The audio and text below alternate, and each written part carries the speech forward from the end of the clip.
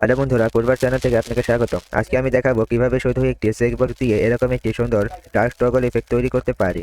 তো এটি আমি তৈরি করেছি শুধু HTML আর CSS ব্যবহার করে। তো চলুন কোড করে দেখে নেই কিভাবে এরকম একটি ডার্ক টগল ইফেক্ট তৈরি করা যায়।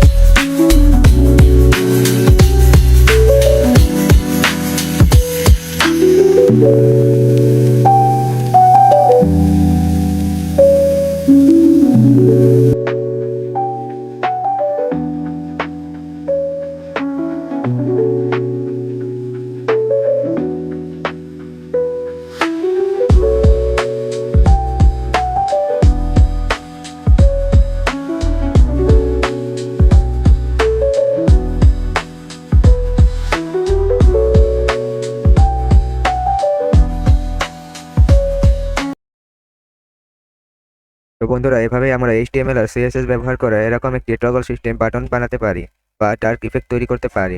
তো ভিডিওটি ভালো লাগলে অবশ্যই লাইক, কমেন্ট এবং সাবস্ক্রাইব করতে ভুলবেন না। ধন্যবাদ।